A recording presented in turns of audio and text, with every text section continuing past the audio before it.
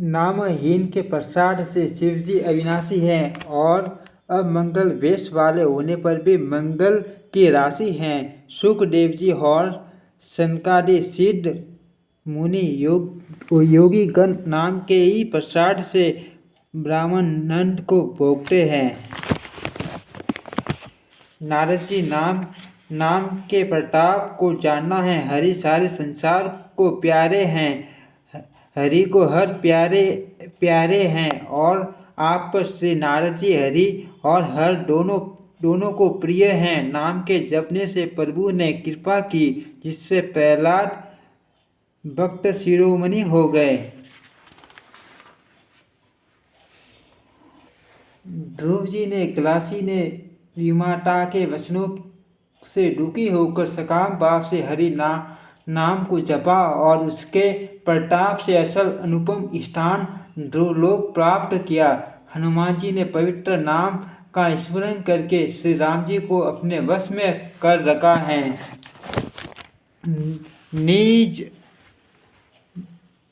नीज अजामिल गज और गणिका वेश्या भी श्री हरि के नाम के प्रभाव से मुक्त हो गए। मैं नाम की बड़ाई कहाँ तक कहूँ, राम भी नाम के गुणों का नहीं गा सकते।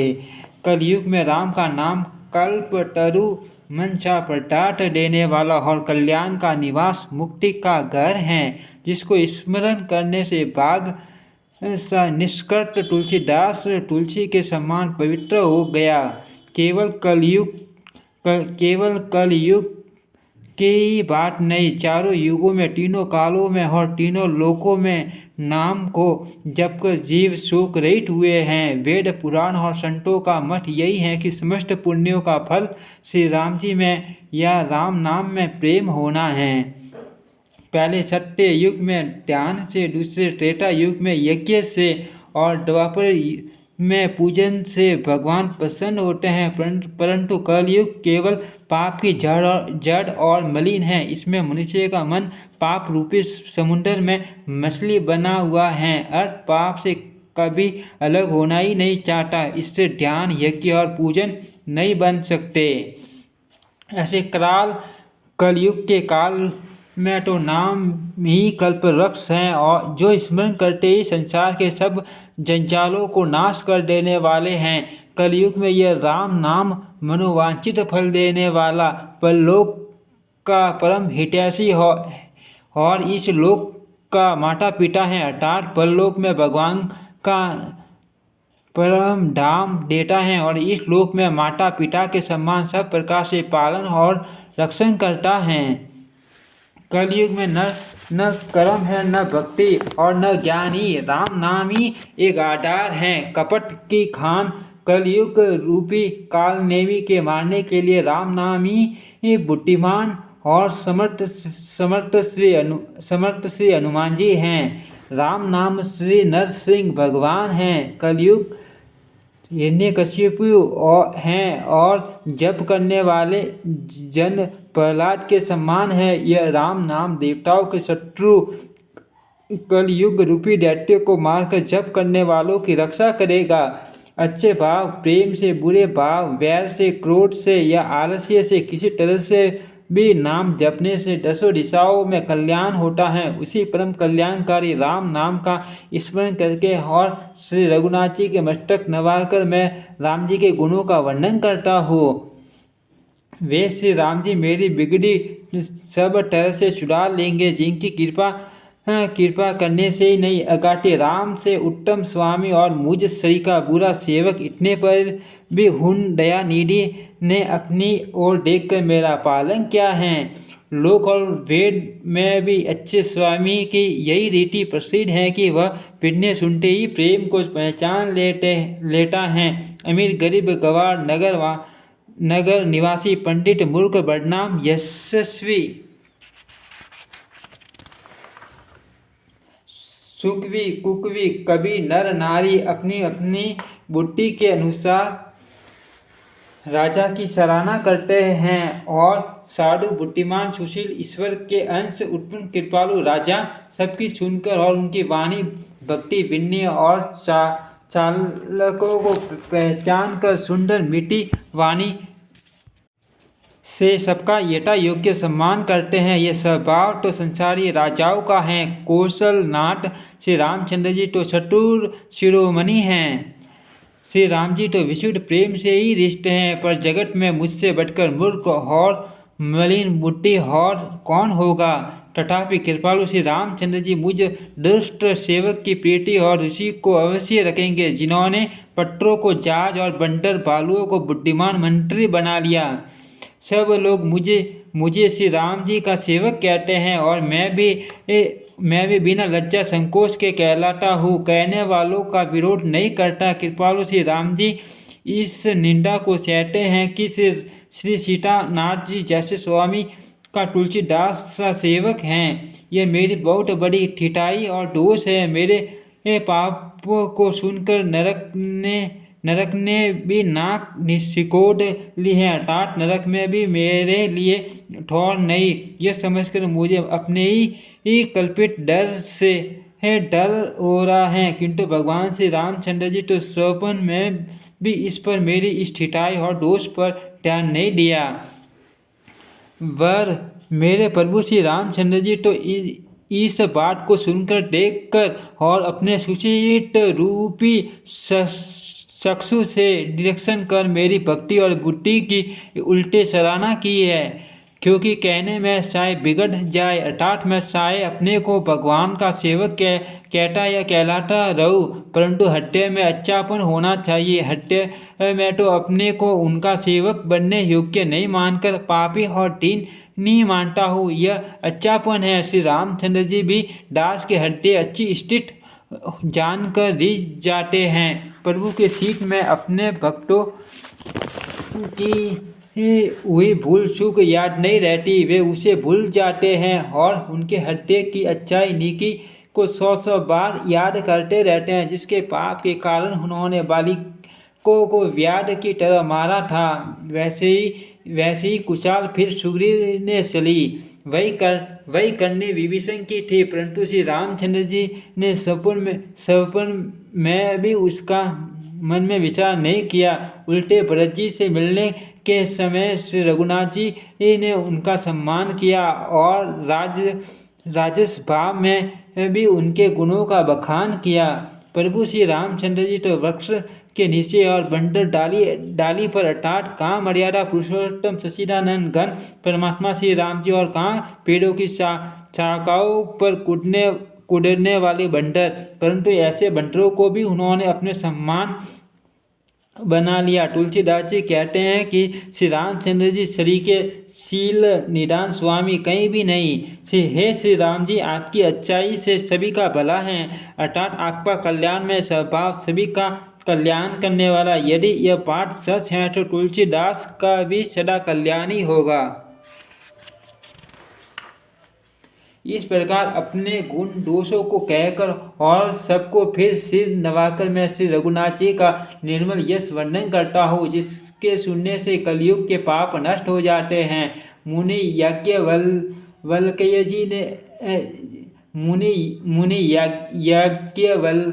जी ने जो शिवानी कथा मुनि श्रेष्ठ भरद्वाज जी को सुनाई थी, उसी स्वाद को मैं बखान कर कहूँगा। सब सज्जन सुख का अनुभव करते हुए उसे सुने। शिवजी ने पहले इस सुहावने चरित्र को रचा, फिर कृपा करके पार्वती जी को सुनाया। वही चरित्र शिवजी को काकभूषण जी को राम भक्त और अधिकारी पहचान कर दिया। उन काकभूषण जी से फिर याज्ञवल्क्य जी ने पाया और उन्होंने फिर उसे भरद्वाज जी को गाकर सुनाया। वे दोनों वक्ता और श्रोता याज्ञवल्क्य और भरद्वाज सम्मानशील वाले और समदर्शी हैं और श्री हरि की लीला को जानते हैं। वे अपने ज्ञान से तीनों कालों की बातों को हथेली पर रखे हुए आंवले के समान प्रत्येक जानते हैं और भी जो सुजान भगवान की लीलाओं का रहस्य जानने वाले हरिभक्त हैं, वे इस चरित्र को नाना प्रकार से कहते सुनते और समझते हैं। फिर वही कथा मैंने बारह क्षेत्र में अपने गुरुजी से सुनी, परंतु उस समय मैं लड़कपन के कारण बहुत से मर्ज था, इससे उसको उस प्रकार अच्छी तरह समझा नहीं।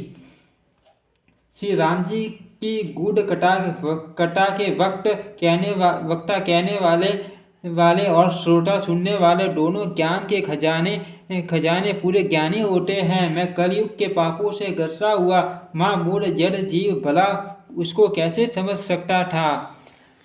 तो भी गुरुजी ने जब बार बार कटा कही तब बुद्धि के अनुसार कुछ समझ में आई। वहीं अब मेरे द्वारा भाषा में रची जाएगी जिससे मेरे मन को संतोष हो। जैसा कुछ मुझ में बुद्धि और विवेक का बल है, मैं हृदय में हरि की प्रेरणा से उसी के अनुसार कहूँगा। मैं अपने संदेह, अज्ञान और भ्रम को हरने वाली कथा रचता हूँ जो संसार रूपी नदी के पार करने के लिए नाव है। राम कथा पंडितों को विश्राम देने वाली, सब मनुष्यों को प्रसन्न करने वाली और कलयुग के पापों का नाश करने वाली हैं। राम कथा कलयुग रूपी सांप के लिए मोरनी है और विवेक रूपी अग्नि के प्रकट करने के लिए अग्नि मंथन की जाने वाली लकड़ी है। अर्थात इस कथा से ज्ञान की प्राप्ति होती है। राम कथा कलयुग में सब मनोरथों को पूर्ण करने वाली कामधेनु गौ हैं और सज्जनों के लिए सुंदर संजीवनी जड़ी है। पृथ्वी पर यही अमृत की नदी है, जन्म मरण रूपी भय का नाश करने वाली और ब्रह्म रूपी मेंढकों को खाने के लिए सर्पिनी है। यह राम कथा असुरों की सेना के समान नरकों को नाश करने वाली और साधु रूप देवताओं के कुल का हित करने वाली पार्वती दुर्गा है। यह संत समाज रूपी क्षीर समुद्र के लिए लक्ष्मी जी के समान है और संपूर्ण विश्व का भार उठाने में असल पृथ्वी के समान है। यमदूतों के मुख पर कालिक लगाने के लिए ये जगत में यमुना जी के समान है और जीवों को मुक्ति देने के लिए मानो काशी है। ये श्री राम जी को पवित्र तुलसी के समान प्रिय है और तुलसीदास के लिए तुलसीदास जी माता के समान हृदय से हित करने वाली हैं। ये राम कथा शिव जी को नर्मदा जी के समान प्यारी हैं। ये सब सिद्धियों की तथा सुख संपत्ति की राशि हैं। सद गुण रूपी देवताओं के उत्पन्न और पालन पोषण करने के लिए माता अदिति के समान है। श्री रघुनाथ जी की भक्ति और प्रेम की परम सीमा सी है। तुलसीदास जी कहते हैं कि राम कथा मंदाकिनी नदी है, सुंदर निर्मल चित्रकूट हैं और सुंदर स्नेही वन है जिसमें सीता राम जी विहार करते हैं। श्री रामचंद्र जी का चरित्र सुंदर चिंतामणि है और संतों की सुबुद्धि रूपी स्त्री का सुंदर श्रृंगार है। श्री रामचंद्र जी के गुण समूह जगत का कल्याण करने वाले और मुक्ति धर्म और परम धाम के देने वाले हैं।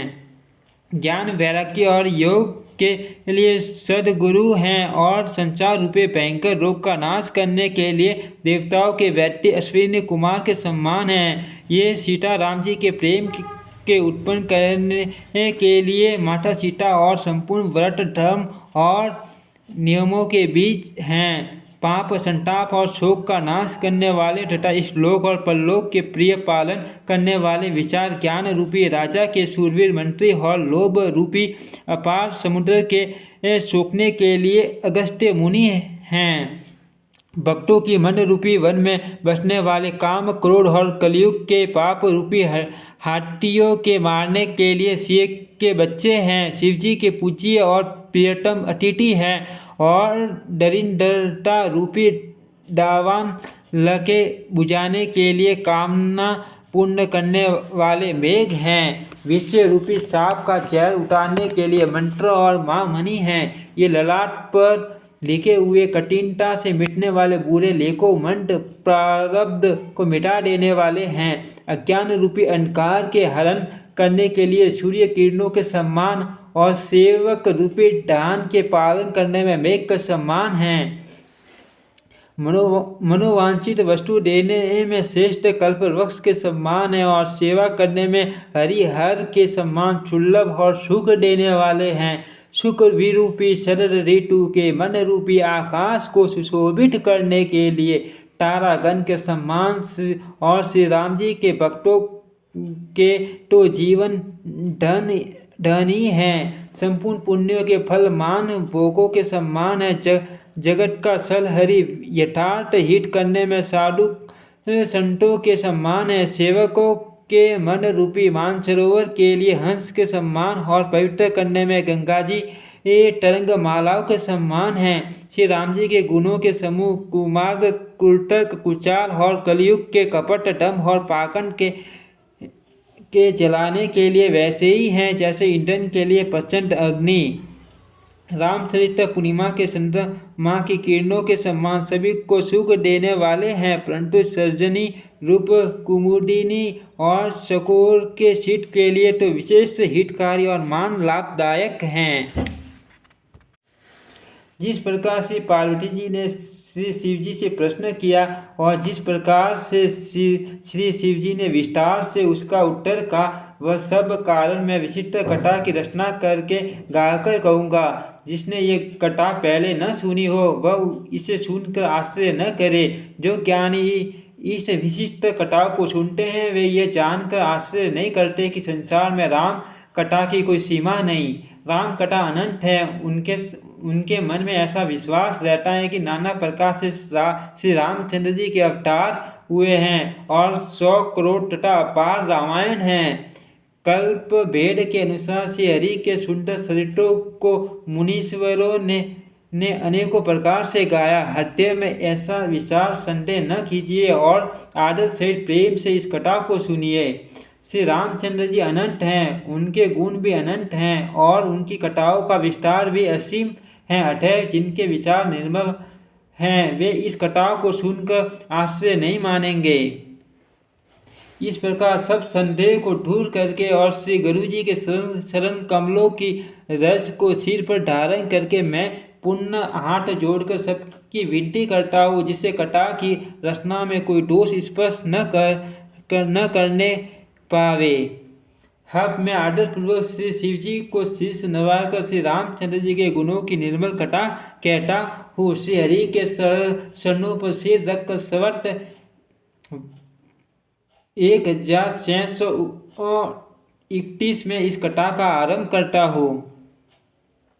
चैत्र मास की 9वीं तिथि मंगलवार को श्री अयोध्या जी में ये चरित्र प्रकाशित हुआ। जिस दिन श्री राम जी का जन्म होता है, वेद कहते हैं कि उस दिन सारे तीर्थ वहाँ श्री अयोध्या जी में चले आते हैं। असुर नाग पक्षी मनुष्य मुनि और देवता सब अयोध्या जी में आकर श्री रघुनाथ जी की सेवा करते हैं। बुद्धिमान लोग जन्म का महोत्सव मनाते हैं और श्री राम जी सुंदर कीर्ति का गान करते हैं। सज्जनों के बहुत से समूह उस दिन श्री सरयू जी के पवित्र जल में स्नान करते हैं और हृदय में सुंदर श्याम शरीर श्री रघुनाथ जी का ध्यान करके उनके नाम का जप करते हैं। वेद पुराण कहते हैं श्री सरयू जी दर्शन स्पर्श स्नान और जलपान पापों को हरता है। यह नदी बड़ी पवित्र है। इसकी महिमा अनंत है, जिसे विमल बुद्धि वाली सरस्वती जी भी नहीं कह सकती।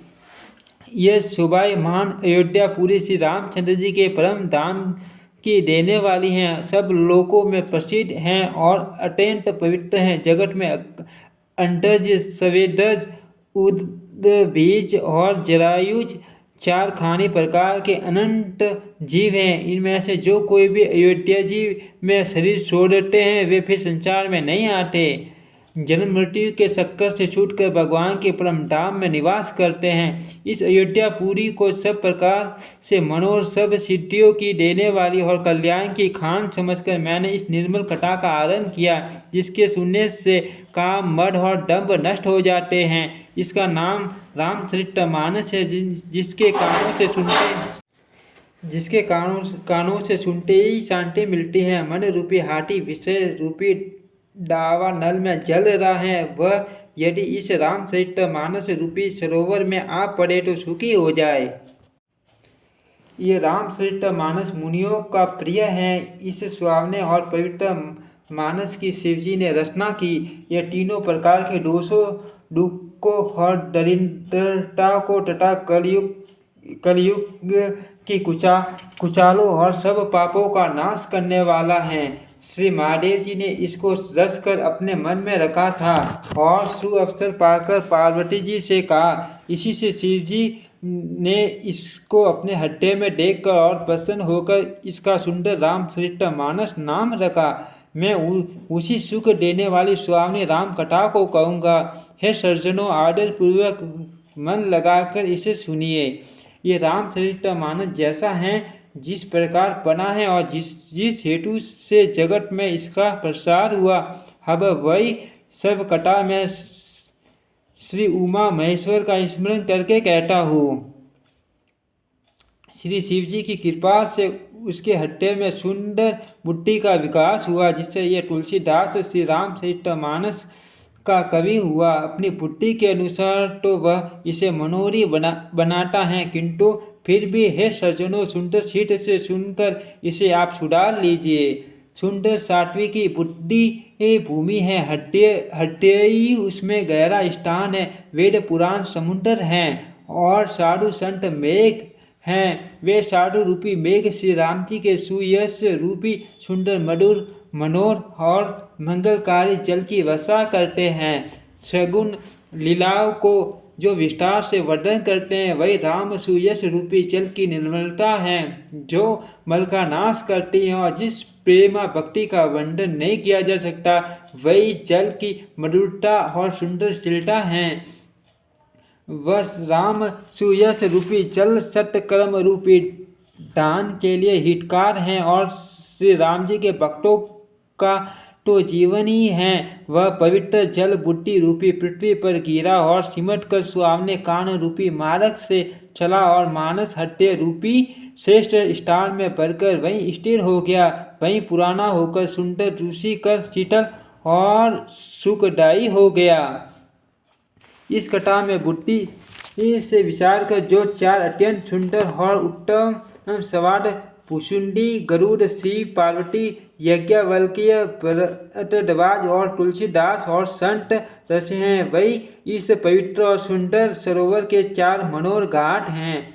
60 कांड इस मानस सरोवर की सुंदर 60 सीढ़ियाँ हैं, जिनको ज्ञान रूपी नेत्रों से देखते ही मन प्रसन्न हो जाता है। श्री रघुनाथ जी की निर्गुण प्राकृतिक गुणों से अतीत और निर्बाध एक रस महिमा का जो वर्णन किया जाएगा, वही इस सुंदर जल की अथाह गहराई है। श्री रामचंद्र जी और सीता जी का यश अमृत के समान जल है। इसमें जो उपमाएं दी गई हैं, वही तरंगों का मनोहर विलास है। सुंदर सोपाई इसमें घनी फैली हुई पुराण कमलिनी है और कविताओं की युक्तियाँ सुंदर मणि मोती उत्पन्न करने वाली स्वामी सिपियाँ हैं। जो सुंदर संत सोरठे और डोए हैं, वही इसमें बहुरंगे कमलों के समूह सुशोभित हैं। अनुपम अर्थ उसे भाव और सुंदर भाषाई पराग पुष्प रज मकरंद पुष्प रस और सुगंध हैं। सत्कर्मों पुण्यों के पुंज भौरों की सुंदर पंक्तियां हैं। ज्ञान वैराग्य और विचार हंस हैं। कविता की ध्वनि वर्कोक्ति गुण और जाति अनेकों प्रकार की मनोहर मछलियाँ हैं। अर्थ धर्म काम मोक्ष ये चारों ज्ञान विज्ञान का विचार के कहना काव्य के 9 रस जप तप योग और वैराग्य के प्रसंग, ये सब इस सरोवर के सुंदर जलचर जीव हैं। सुकृति पुण्यात्मा जनों के साधुओं के और श्री राम नाम के गुणों का गान ही विशिष्ट जल पक्षियों के सम्मान है। संतों की सभाएं इस सरोवर के चारों ओर की अमराई आम की बगीचियाँ हैं और श्रद्धा वसंत ऋतु के सम्मान कही गई हैं। नाना प्रकार के भक्ति का निरूपण और क्षमा दया तथा दम इंद्रिय निग्रह लताओं के मंडप हैं। मन का निग्रह यम अहिंसा सत्य असत्य ब्रह्मचर्य और अपरिग्रह नियम शौच संतोष तप स्वाध्याय और ईश्वर प्रणिधान ही उनके फूल हैं, ज्ञान फल हैं और श्री हरि के शरणों में प्रेम भी इस ज्ञान रूपी फल का रस है। ऐसा वेदों ने कहा है।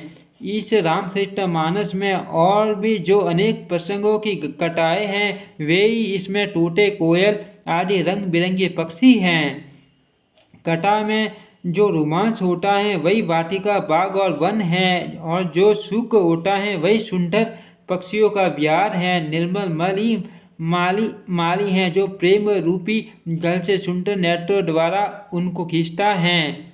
जो लोग इस चरित्र को सावधानी से गाते हैं वे ही इस तालाब के चतुर रखवाले हैं, और जो स्त्री पुरुष सदा आदर पूर्वक इसे सुनते हैं वे ही इस सुंदर मानस के अधिकारी उत्तम देवता हैं। जो अति दुष्ट और विषयी हैं वे अभागे, बगुले और कौवे हैं, जो इस सरोवर के समीप नहीं जाते, क्योंकि यहाँ इस मानस सरोवर में घोंघे, मेंढक और शेवार के समान विषयी रस की नाना कटाएं नहीं हैं। इसी कारण बेचारे कौवे और बगुले रूपी विषयी लोग यहाँ आते हुए हट्टे में हार मान जाते हैं, क्योंकि इस सरोवर तक आने में कठिनाइयाँ बहुत हैं। श्री राम जी की कृपा बिना यहाँ नहीं आया जाता। घोर कुसंग ये भयानक बुरा रास्ता है। उन कुसंगियों के वचन ही बाघ, सिंह और सांप हैं। घर के काम काज और गृहस्थी के पार्टी के जंजाल ही अत्यंत दुर्गम बड़े बड़े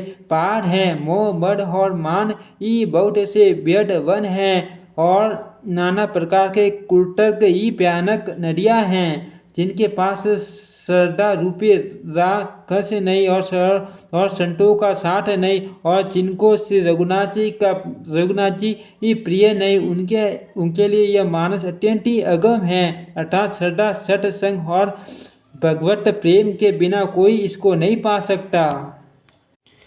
यदि कोई मनुष्य कष्ट उठाकर वहाँ तक पहुँच भी जाए तो वहाँ जाते ही उसे नींद रूपी झूठी आ जाती है। हड्डे में मूर्खता रूपी बड़ा कड़ा जाड़ा लगने लगता है, जिससे वहाँ जाकर भी वह अभागा स्नान नहीं कर पाता।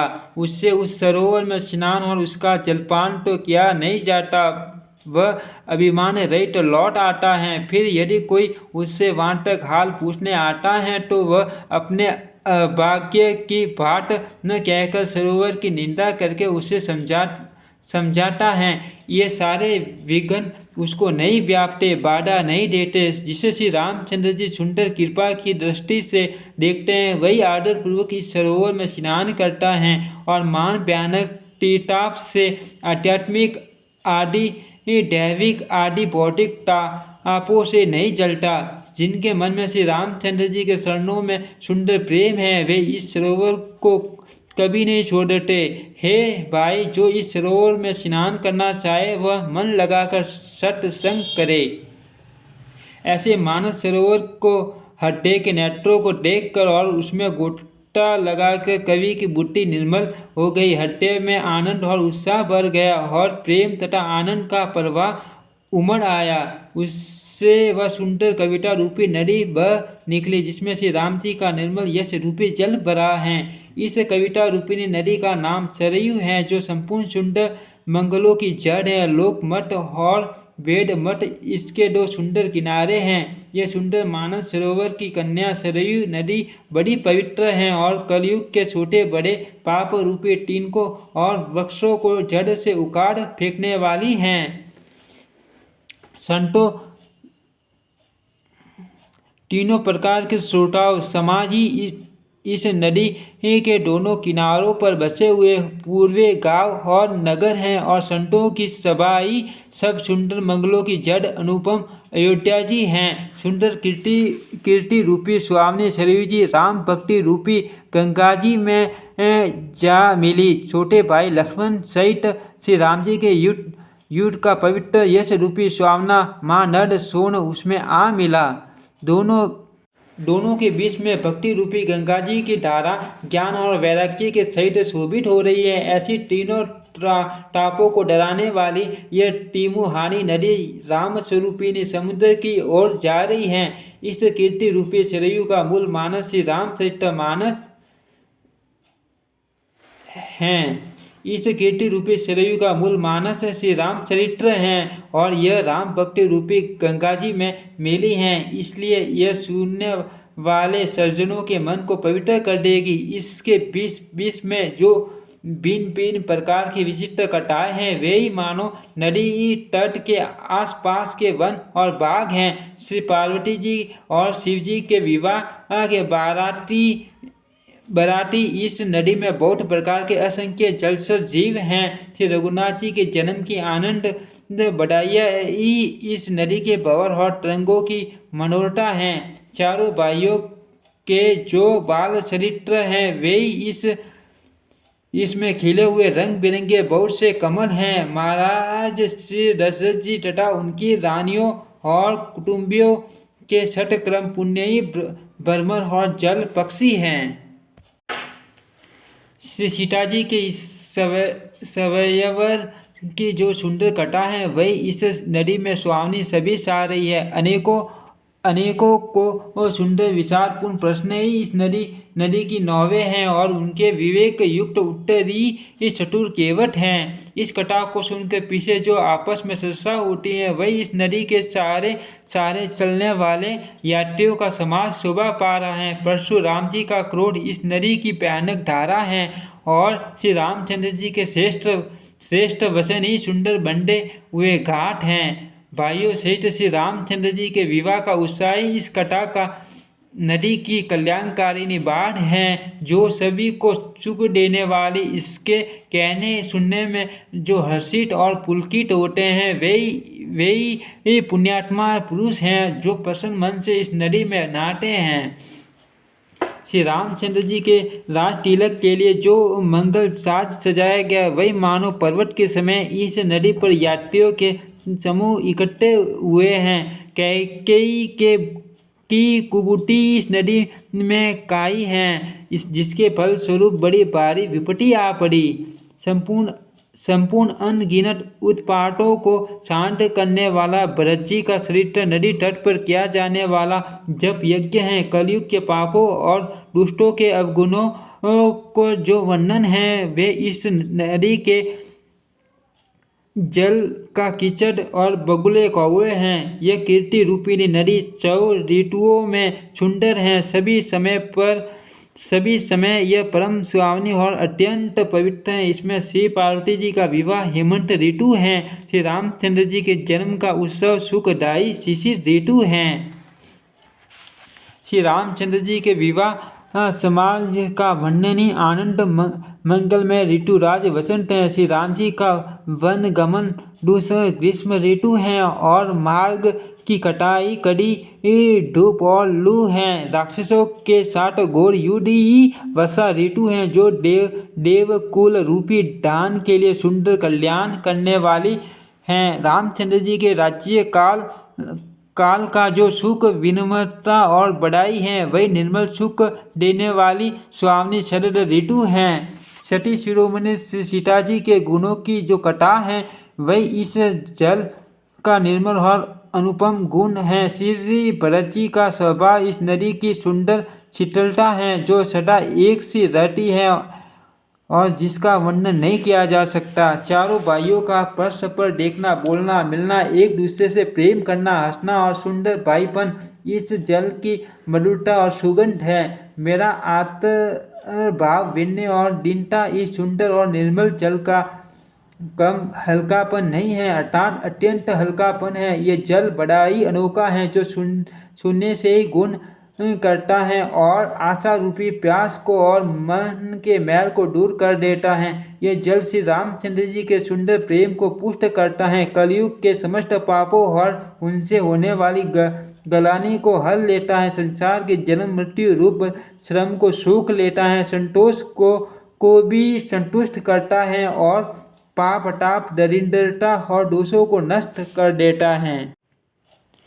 ये जल काम क्रोध मद और मोह का नाश करने वाला और निर्मल ज्ञान और वैराग्य का बढ़ाने वाला है। इसमें आदर पूर्वक स्नान करने से और इसे पीने से हृदय में रहने वाले सब पाप ताप मिट जाते हैं। जिन्होंने इस ब्रह्म सुयस रूपी जल से अपने हृदय को नहीं धोया वे कायर काल के द्वारा ठगे गए हैं। जैसे प्यासा हिरन सूर्य की किरणों के रेत पर पड़ने से उत्पन्न हुए जल के ब्रह्म को वास्तविक जल समझकर पीने को दौड़ता है और जल न पाकर दुखी होता है, वैसे ही वे कलयुग से ठगे हुए जीव भी विषयों के पीछे भटक कर दुखी होंगे। अपनी बुद्धि के अनुसार इस सुंदर जल के गुणों को विचार कर उसमें अपने मन को स्नान कराकर और श्री भवानी शंकर को स्मरण करके कवि तुलसीदास सुंदर कथा कहता हूँ। मैं अब श्री रघुनाथ जी के शरण कमलों को हट्टे में डालें और उनका प्रसाद पाकर दोनों श्रेष्ठ मुनियों के मिलन का सुंदर सवाद वर्णन करता हूँ। भरद्वाज मुनि प्रयाग में बसते हैं। उनका श्री राम जी के शरणों में अत्यंत प्रेम है। वे तपस्वी, निर्गयित, शीत, जितेंद्रिय, दया के निदान और परमार्थ के मार्ग में बड़े ही चतुर हैं। माघ में जब सूर्य मकर राशि पर जाते हैं तब सब लोग तीर्थ राज प्रयाग को आते हैं। देवता, दैत्य, किन्नर और मनुष्य के समूह सब आदर पूर्वक त्रिवेणी में स्नान करते हैं। श्री वेणी माधव जी के शरण कमलों को पूजते हैं और अक्षय वट का स्पर्श कर उनके शरीर पुलकित होते हैं। भरद्वाजी का आश्रम बहुत ही पवित्र, परम रमणीय और श्रेष्ठ मुनियों के मन को भाने वाला है। तीर्थराज प्रयागराज में जो स्नान करने जाते हैं उन ऋषि मुनियों का समाज वहाँ भरद्वाज के आश्रम में जुटता है। प्राप्त काल सब उत्साहपूर्वक स्नान करते हैं और फिर परस्पर भगवान ने गुणों की कटाई कहते हैं। ब्रह्मा का निरूपण, धर्म का विधान और तत्वों के विभाग का वर्णन करते हैं तथा ज्ञान वैराग्य से युक्त भगवान की भक्ति का कथन करते हैं। इसी प्रकार माघ के महीने पर स्नान करते हैं और फिर सब अपने अपने आश्रम को चले जाते हैं। हर साल वहाँ इसी तरह बड़ा आनंद होता है। मकर में स्नान करके मुनिगण चले जाते हैं। एक बार पूरे मकर भर स्नान करके सब मुनीश्वर अपने अपने आश्रम को लौट गए। ब्रह्म ज्ञानी याज्ञवल्क्य मुनि को शरण पकड़कर भरद्वाजी ने रख लिया। आदर पूर्वक उनके शरण कमल धोए और बड़े ही पवित्र आसन पर उन्हें बैठाया। पूजा करके मुनि याज्ञवल्क्य जी के सुयश का वर्णन किया और फिर अत्यंत पवित्र और कोमल वाणी से बोले, हे नाथ, मेरे मन में एक बड़ा संदेह है। वेदों का तत्व सब आपकी मुट्ठी में है, अर्थात आप ही वेद का तत्व जानने वाले होने के कारण मेरा संदेह निवारण कर सकते हैं। पर उस संदेह को कहते मुझे भय और लाज आती है। भय इसलिए कि कहीं आप यह न समझे कि मेरी परीक्षा ले रहा है। लाज इसलिए कि इतनी आयु बीत गई, अब तक ज्ञान न हुआ, और यदि नहीं कहता तो बड़ी हानि होती क्योंकि अज्ञानी बना रहता हूँ। हे प्रभु, संत लोग ऐसी नीति कहते हैं और वेद पुराण तथा मुनिजन भी यही बतलाते हैं कि गुरु के साथ छिपाव करने से हृदय में निर्मल ज्ञान नहीं होता। यही सोचकर मैं अपना अज्ञान प्रकट करता हूँ। हे नाथ, सेवक पर कृपा करके इस अज्ञान का नाश कीजिए। संतों, पुराणों और उपनिषदों ने राम नाम के असीम प्रभाव का गान किया है। कल्याण स्वरूप ज्ञान और गुणों की राशि अविनाशी भगवान शंभु निरंतर राम नाम का जप करते रहते हैं। संसार में 4 जाति के जीव हैं। काशी में मरने से सभी परम पद को प्राप्त करते हैं। हे मुनिराज, वह भी राम है। नाम की महिमा है, क्योंकि शिवजी महाराज दया करके काशी में मरने वाले जीव को राम नाम का ही उपदेश करते हैं। इसी से उनको परम पद मिलता है। हे प्रभु, मैं आपसे पूछता हूँ कि वे राम कौन है? हे कृपा निधान, मुझे समझा कर कहिए। एक राम तो अवध नरेश दशरथ जी के कुमार है। उनका चरित्र सारा संसार जानता है। उन्होंने स्त्री के विरह में अपार दुख उठाया और क्रोध आने पर युद्ध में रावण को मार डाला। हे प्रभु, वही राम है या और कोई दूसरे हैं जिनको शिवजी जपते हैं? आप सत्य के धाम हैं और सब कुछ जानते हैं, ज्ञान विचार कर कहिए। हे नाथ, जिस प्रकार से मेरा यह भारी भ्रम मिट जाए, आप वही कथा विस्तार पूर्वक कहिए। इस पर याज्ञवल्क्य जी मुस्कुराकर बोले, श्री रघुनाथ जी की प्रभुता को तुम जानते हो, तुम मन वचन और कर्म से श्री राम जी के भक्त हो। तुम्हारी चतुराई को मैं जान गया। तुम श्री राम जी के रहस्यमय गुणों को सुनना चाहते हो, इसी से तुमने ऐसा प्रश्न किया है, मानो बड़े ही मूढ़ हो। हे तात, तुम आदरपूर्वक मन लगाकर सुनो। मैं श्री राम जी की सुंदर कथा कहता हूँ। बड़ा भारी अज्ञान विशाल महिषासुर है। बड़ा भारी अज्ञान विशाल महिषासुर है और श्री राम जी की कथा उसे नष्ट कर देने वाली भयंकर काली जी हैं। श्री राम जी की कथा चंद्रमा की किरणों के समान है, जिसे संत रूपी चकोर सदा पान करते हैं। ऐसा ही संदेह पार्वती जी ने किया था। तब महादेव जी ने विस्तार से उसका उत्तर दिया था। अब मैं अपनी बुद्धि के अनुसार वही उमा और शिव जी का सवाल कहता हूँ। वह जिस समय और जिस हेतु से हुआ उसे हे मुनि तुम सुनो, तुम्हारा विषाद मिट जाएगा। एक बार त्रेता युग में शिव जी अगस्त्य ऋषि के पास गए। उनके साथ जगत जननी भवानी सती जी भी थे। ऋषि ने संपूर्ण जगत के ईश्वर जानकर उनका पूजन किया।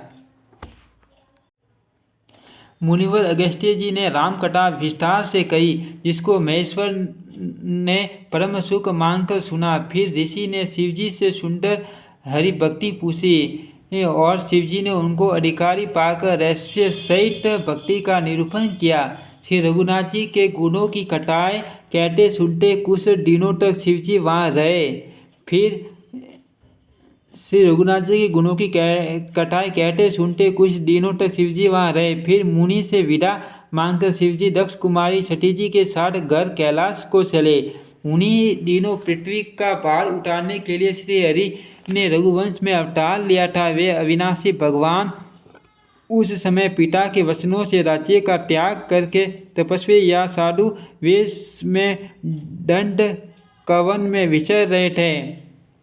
शिवजी हृदय में विचारते जा रहे थे कि भगवान के दर्शन मुझे किस प्रकार हो। प्रभु ने गुप्त रूप से अवतार लिया है, मेरे जाने से सब लोग जान जाएंगे। श्री शंकर जी के हृदय में इस बात को लेकर बड़ी खलबली उत्पन्न हो गई, परंतु सती जी इस भेद को नहीं जानते थे। तुलसीदास जी कहते हैं कि शिव जी के मन में भेद खुलने का डर था, परंतु दर्शन के लोभ से उनके नेत्र ललचा रहे थे। रावण ने ब्रह्मा जी से अपनी मृत्यु मनुष्य के हाथ से मांगी थी। ब्रह्मा जी के वचनों को प्रभु सत्य करना चाहते हैं। मैं जो पास नहीं जाता हूँ तो बड़ा पछतावा रह जाएगा। मैं जो पास नहीं जाता हूँ तो बड़ा पछतावा रह जाएगा। इस प्रकार शिव जी विचार करते थे, परंतु कोई भी युक्ति ठीक नहीं बैठते थे। इस प्रकार महादेव जी चिंता के वश हो गए। उसी समय निश रावण ने जानकर मारी को साथ लिया और वह मारिच तुरंत कपट मर्ग बन गया। मूर्ख रावण ने छल करके सीता जी को हर लिया। उसे श्री रामचंद्र जी के वास्तविक प्रभाव का कुछ भी पता न था।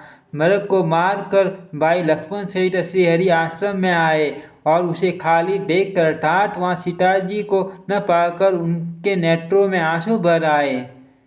मूर्ख रावण ने छल करके सीता जी को हर लिया। उसे श्री रामचंद्र जी के वास्तविक प्रभाव का कुछ भी न पता न था। मृग को मारकर भाई लक्ष्मण सहित श्री हरि आश्रम में आए और उसे खाली देखकर अर्थात वहाँ सीता जी को न पाकर उनके नेत्रों में आंसू भर आए।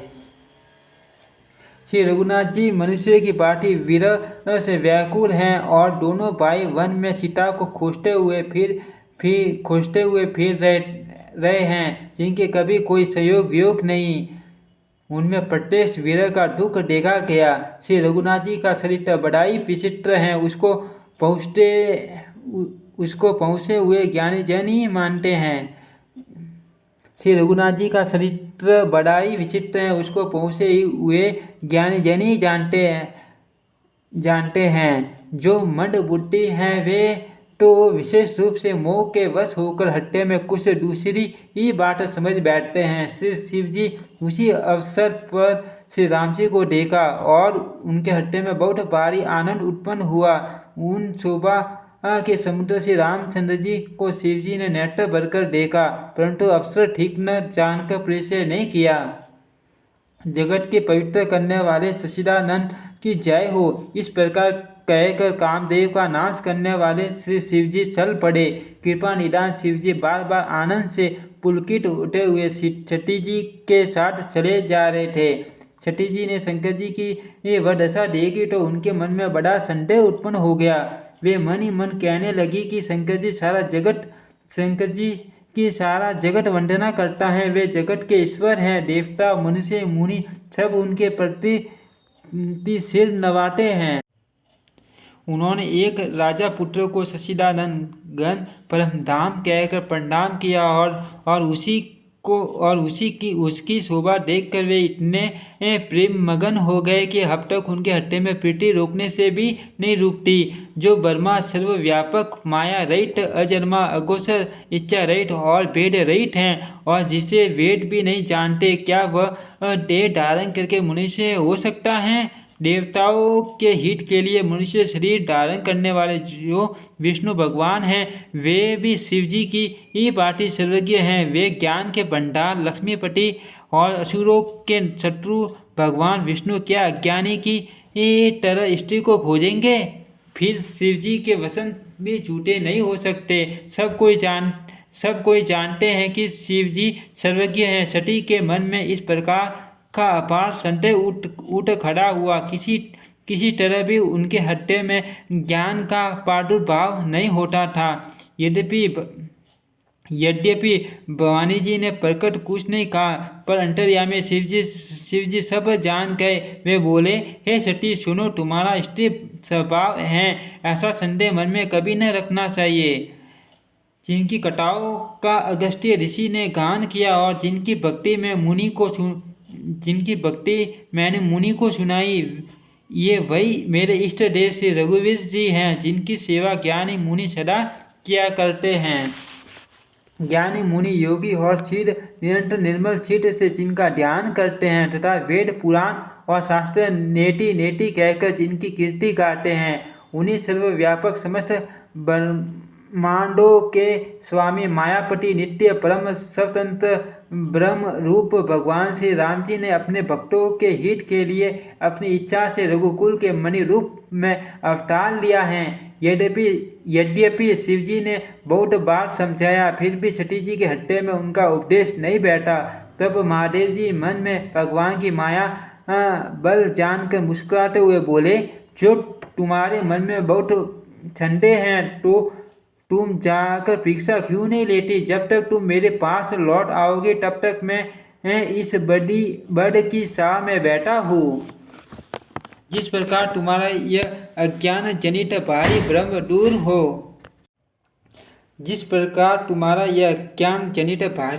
दूर हो, भली भांति विवेक के द्वारा सोच समझकर तुम वही करना। शिव जी की आज्ञा पाकर सती चली और मन में सोचने लगी कि भाई क्या करूं, कैसे परीक्षा लूं। इधर शिवजी ने मन में ऐसा अनुमान किया कि 10 कन्या सती का कल्याण नहीं है। जब मेरे समझाने से भी संदेह दूर नहीं होता, तब मालूम होता है विधाता ही उल्टे हैं। अब सती का कुशल नहीं है। जो कुछ राम ने रहस्य रखा है वही होगा, तर्क करके कौन शाखा विस्तार बढ़ावे। मन में ऐसा कहकर शिवजी भगवान श्री हरि का नाम जपने लगे और सती जी वहाँ गई जहाँ सुख के धाम प्रभु श्री रामचंद्र जी थे। सती बार बार मन में विचार कर सीता जी का रूप धारण करके उस मार्ग की ओर आगे होकर चली जिससे सती जी के विचार अनुसार मनुष्य के राजा रामचंद्र जी आ रहे थे। छठी जी के बनावटी वेश को देखकर लक्ष्मण जी चकित हो गए और उनके हृदय में बड़ा भ्रम हो गया। वे बहुत गंभीर हो गए, कुछ कह नहीं सके। धीर बुद्धि लक्ष्मण प्रभु रघुनाथ जी के प्रभाव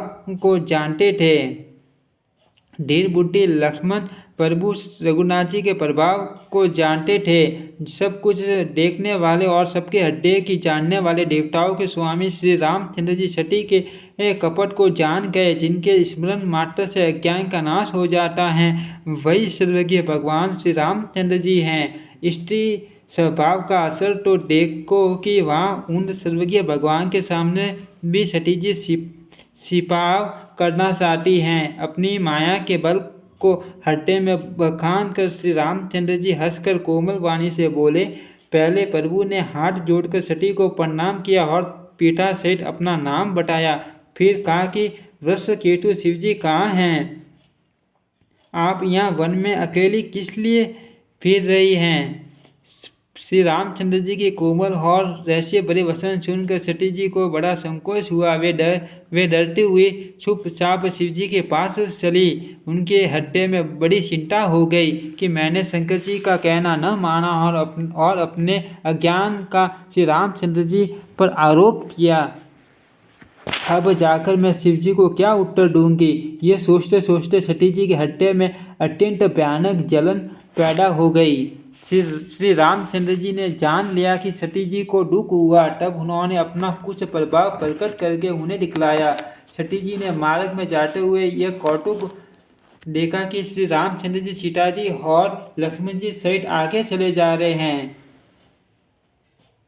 सती जी ने मार्ग में जाते हुए यह कौतुक देखा कि श्री रामचंद्र जी सीता जी और लक्ष्मण जी सहित आगे चले जा रहे हैं। इस अवसर पर सीता जी को इसलिए दिखाया कि सती जी श्री राम के सच्चिदानंदमय रूप को देखे वियोग और दुख की कल्पना जो उन्हें हुई थी वह दूर हो जाए तथा वे प्रकृतिस्थ हो।